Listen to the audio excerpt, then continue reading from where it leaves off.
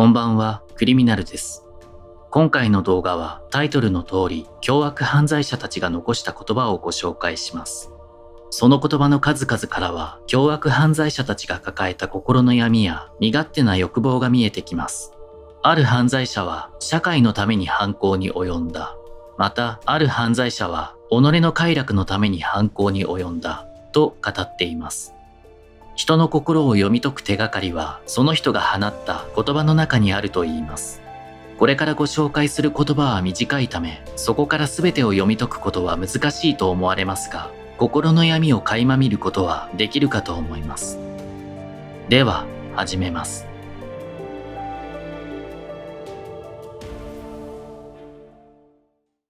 これ以上誰かを殺めてしまう前に、俺を捕まえてくれ。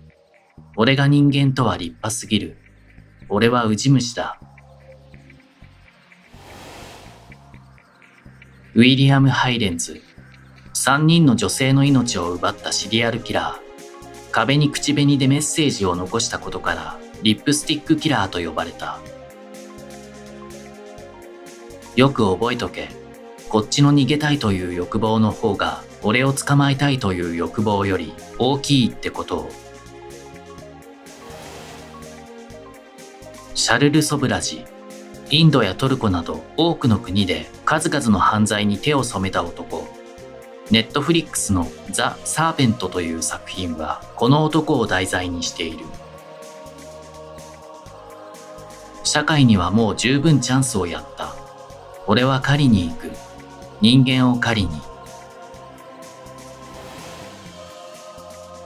ジェームズ・ヒューバティ。サン・イシドロ・マクドナルド銃乱射事件の犯人。彼は失業した後に精神に異常をきたし、声を聞くようになった。娘にもう戻ってこないと告げ、現場へと向かった。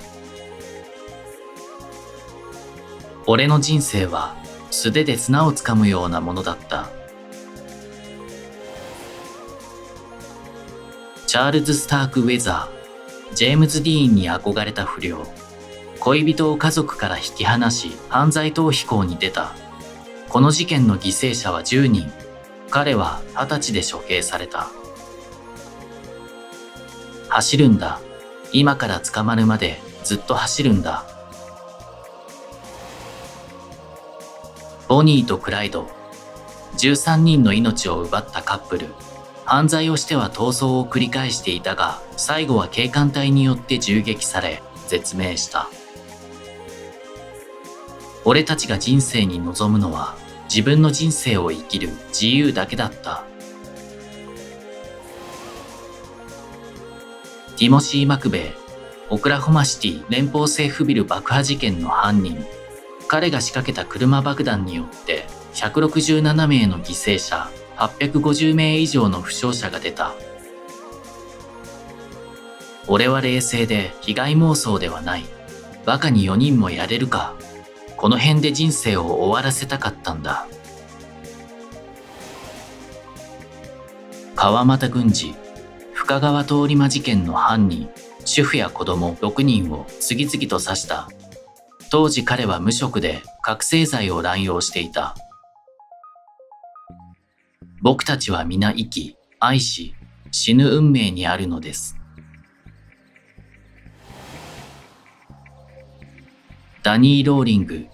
8人を手にかけたシリアルキラー。ゲインズビルの切り裂き魔との異名を取る。人を殺めたいという衝動が抑えきれない。それは何週間にもわたって募ってくる。チャールズ・ハッチャー。全米を放浪しながら少なくとも5人を手にかけたシリアルキラー。何度も逮捕されているが、釈放されるとすぐに犯罪に及んでいた。彼が起こした事件で無実の人が逮捕されてしまう冤罪事件も発生した。俺の人生は特別なものだと思っていたけど、誰もそんなことは気にしていなかった。マーク・チャップマン。ビートルズのジョン・レノンを銃撃した犯人。彼はジョン・レノンを手にかけることで自分が何者かになれるはずだと思っていた。我々には銃があり、そちらにも銃がある。私は神の子羊だ。要は、そっちの出方次第だ。デビッド・コレシュ、終末思想に取り憑かれたカルトの教祖。最後は ATF、FBI との銃撃戦の末、炎上する教団施設の中で信者約80人を道連れにして絶命。気に入らない奴は全部透明にしちまえばいいんだ。関根源、埼玉愛犬家事件の主犯。暴力団関係者を含む4人を手にかけ、遺体をバラバラにし、渓流などに捨てた。俺を一生監獄に閉じ込めてくれ。じゃないと、またやっちまうぞ。アーサー・シャウクロス、ベトナム戦争を経験したシリアルキラー。母親から壮絶な虐待を受けていた。残虐性がかなり高いシリアルキラーである。銃は人を平等にする。彼あるいは彼女がどんな人間であれ、どんな身分であれ。ガングルー、アイオワ大学物理学部の留学生であった彼。自身の博士論文が優秀賞に選出されなかったことに不満を抱き、6人を銃撃した。人生は矛盾していて悪意に満ちている。人生は戦いだ。サーハン、ロバート・ケネディを銃撃した犯人とされている。この事件は陰謀論がまことしやかに囁かれており、催眠術をかけられていたという説もある。犯罪者に英雄なんているもんか。はみ出し者か無法者に過ぎないってことさ。ジャック・メスリーヌ、フランスおよびカナダで社会の敵ナンバーワンと呼ばれた男。あらゆる犯罪行為に及び、捕まりはするものの脱獄を繰り返した。そのうち国民は忘れ、また新しい大統領が誕生する。リー・ハーベイ・オズワルド、ジョン・ F ・ケネディ大統領を銃撃した実行犯。軍刑務所へ移送される際にジャック・ルビーによって銃撃され、命を落とした。仕事はスマートにやること。痕跡が残らないようにきれいに片付けるんだ。リチャード・ククリンスキー、被害者の遺体を冷凍保存したことからアイスマンと呼ばれた凶悪犯罪者。プロの暗殺者として100人以上は手にかけたと主張。遺体はいくつあっても足りなかった。フリッツ・ハールマン、ハノーバーの吸血鬼と呼ばれたシリアルキラー。手にかけた少年の人肉を豚肉だと偽って販売していた。彼は1925年4月にギロチン処刑された。誰も悲惨な目になんてあっちゃいない。悲劇に変わってしまっただけさ。ブレッド・ウエスト、イギリスのシリアルキラー。妻のローズと共に若い女性を手にかけ自宅の庭に埋めていた。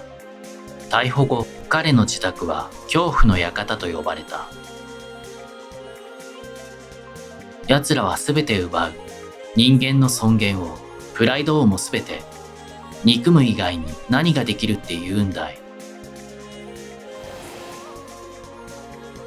マーク・エセックス、海軍入隊後に白人による差別に憎悪を抱き、白人に向けて銃を乱射した犯人。ただ、被害者の中には当時数が少なかった黒人の警官もいた。人間を引くか犬を引くかと聞かれたら、当然人間を引く。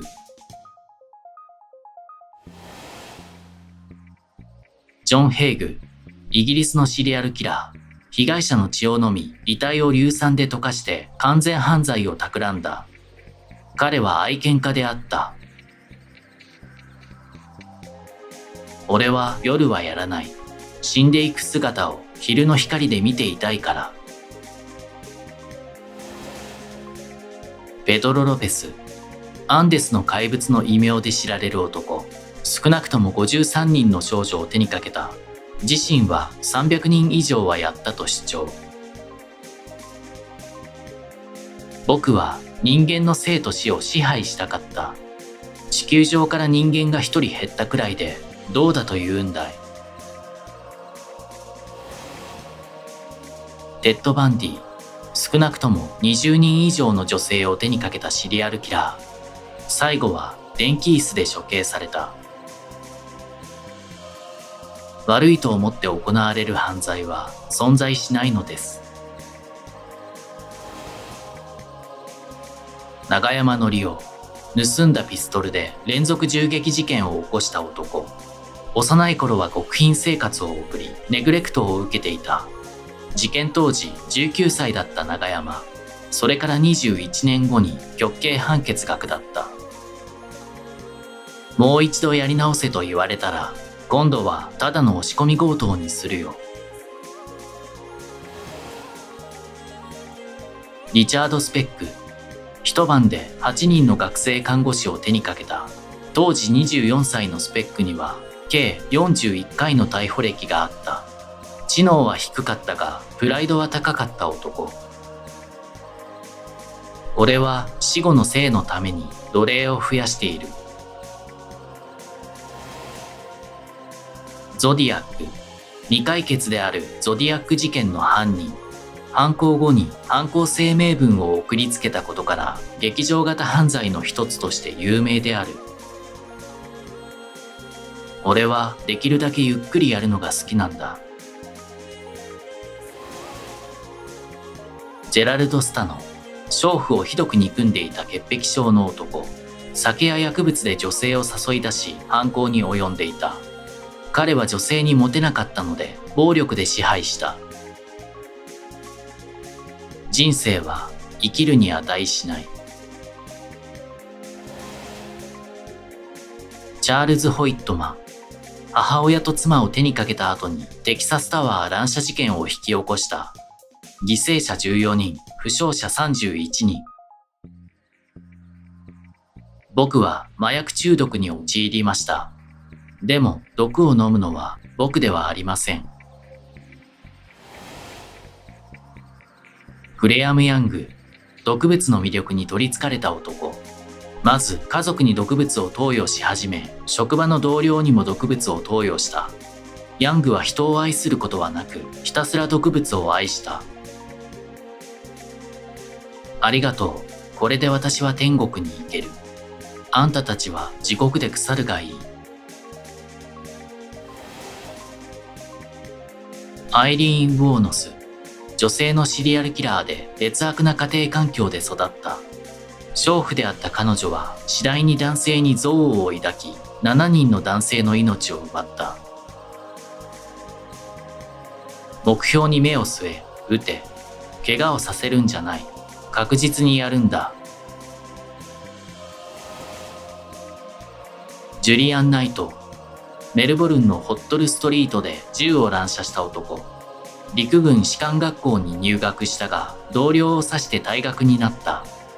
戦争がしたかった彼は、ストリートを戦場に見立てた。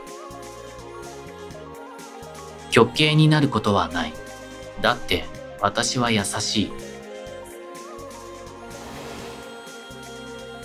宮崎努。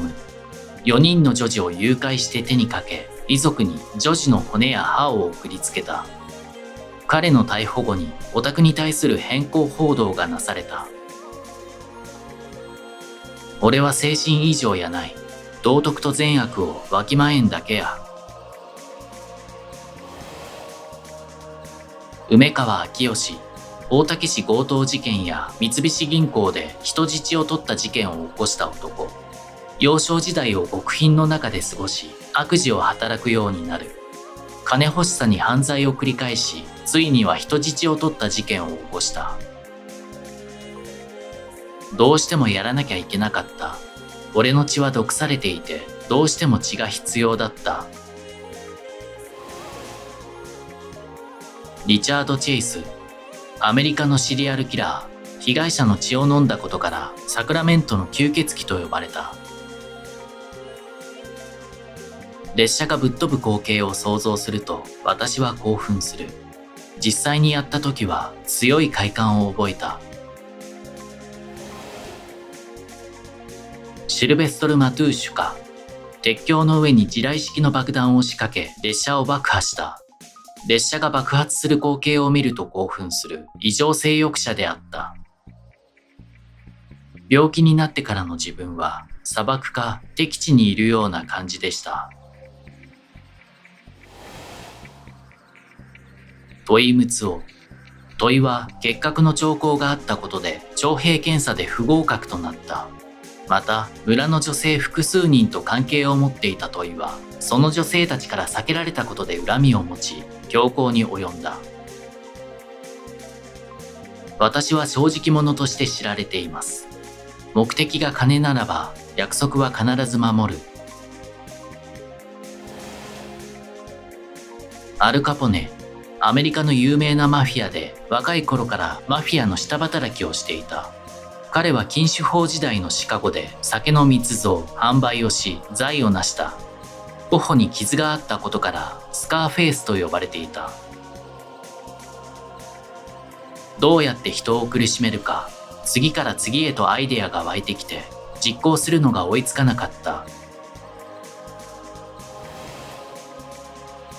アンドレイ・チカチーロ、ウクライナ生まれのシリアルキラー、赤い切り裂き魔の異名を取る。彼は女性や子供を刺すことで興奮を得ていた。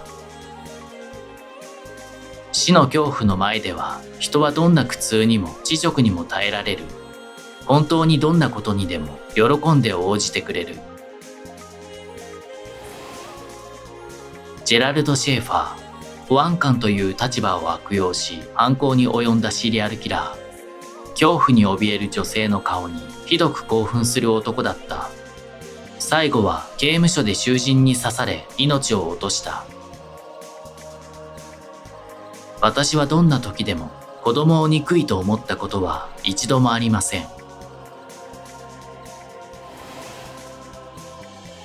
アルバート・フィッシュ、アメリカのシリアルキラーで満月の狂人、ブルックリンの吸血鬼の異名を取る。10歳の少女を9日間かけ食べた。俺は悪い人間なんだ。人間の血は捨てたんだ。だから俺は人間ではない。大久保清、日本のシリアルキラー。若い女性に絵のモデルにならないかと声をかけ、誘いに乗った女性を暴行し、手にかけていた。俺はずっと昔に自分を世間一般の尺度で測ることをやめてしまった。チャールズ・マンソン、シャロン・テート事件を引き起こしたマンソンファミリーの教祖、人種戦争ヘルター・スケルターが起こると説いた。もし真実と空想が混ざっていたら、真実なんて誰にもわからない。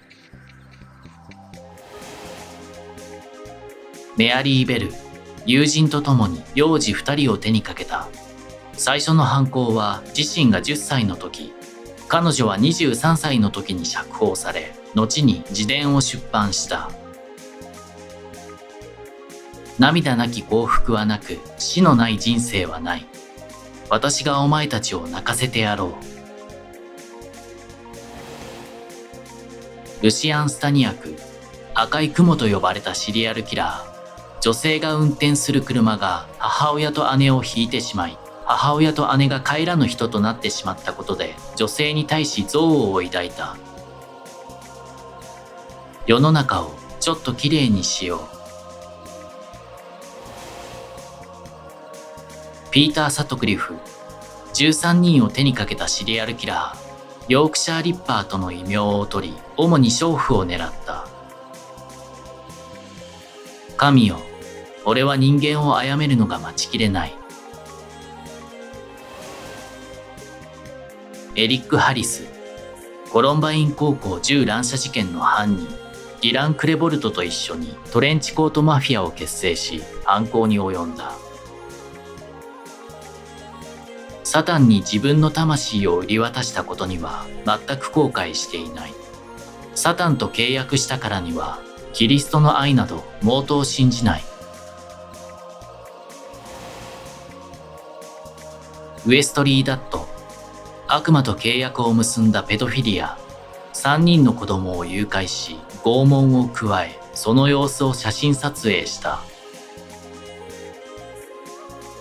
1人目をやる勇気と度胸を持つこと、本当に難しいのはそこだけだ。ドナルド・キャスキンズ、少なくとも15人以上を手にかけたシリアルキラー。身長が低かったためピーウィーと呼ばれていた。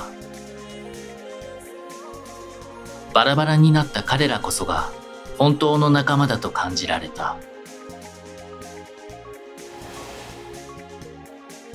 ジェフリー・ダーマー、17人の命を奪ったシリアルキラー、ミルウォーキーの食人鬼との異名を取る。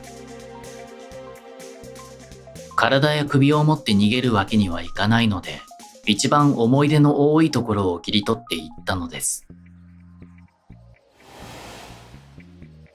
阿部貞、愛人の男性の首を絞めて手にかけ局部を切り取った。1941年5月に出所した後は各地を転々としながら働いていたが、1971年6月に勤め先の千葉のホテルから姿を消し、その後の行方は不明である。命が刃物の先で震えている。ジャック・ヘンリー・アボット、12歳の時に投獄され同刑務所の囚人を刺す。1981年に仮釈放されたが、今度は口論となったウェーターの心臓をナイフで突き刺した。過去を引っかき回したくない。自分の火で火傷するかもしれない。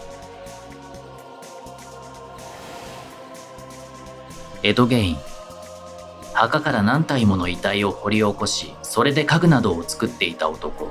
フレインフィールドの墓荒らしと呼ばれた。物質主義よ、くたばれ。さもなくば人類は消滅するのに。ジョン・リンレイ・フレイジャー、物質社会に対して激しい憎悪を抱くようになった男。日系の眼科医ビクター・オータ一家を襲撃し、家族や秘書など5人を手にかけ邸宅に火を放った。テクノロジーを手にした人類はワインの樽を抱えたアルコール中毒者のようなものであることを忘れてはならない。セオドア・カジンスキー、ユナボマーと呼ばれた男。現代化が進む社会に反発し、山奥で生活していた。主に大学を標的にした計16件の爆弾事件を起こした。人を殺めることは大好きだ。人が事切れる姿をずっと見ていたい。リチャード・ラミレス、ナイトストーカーと呼ばれたシリアルキラー。悪魔崇拝主義者で自身を善悪を超えた存在と表現した。彼には多くの女性ファンがおり、1996年に獄中結婚した。シリアルキラーや凶悪犯罪者から言葉を引き出すためには、彼らの自尊心をくすぐることが必要です。わかりやすく言うと、犯した罪を責めるのではなく、どうやってやったんだい？それは深い意見だね。と批判はせずに、彼らの話に興味があるような態度を取るのです。すると彼らは自身の犯行や動機について語り始めます。凶悪犯罪に及ぶ者の多くは道徳観や良心が欠如しており、犯行後も普通に会社に行ったりデートに行ったりする者もいます。そうした相手には圧力をかけてもあまり意味がなく、むしろ口を閉ざしてしまうのです。元 FBI 特別捜査官のロバート・K・レスラー氏とジョン・ E ・ダグラス氏はこう述べました。画家を理解したければその絵画を見よ。犯罪者を理解するためには彼らの言葉をよく聞かなければなりません。そしてなぜ罪を犯してしまったのかを突き詰めていくのが犯罪心理学という学問です。最後になりますが、こちらの絵はこの動画でご紹介したダニー・ローリングが描いた絵です。皆様はこの絵から何を感じるでしょうか？ちなみにダニー・ローリングは映画スクリームの題材となった人物です。現在バニラガローさんでシリアルキラー展2022が開かれています。私も一度足を運んだことがありますが、シリアルキラーが描いた絵や普段使用していたものなどたくさん展示されています。今年は7月18日まで開催されておりますので、ぜひ足を運んでみてください。それでは今回の動画は以上です。ご視聴ありがとうございました。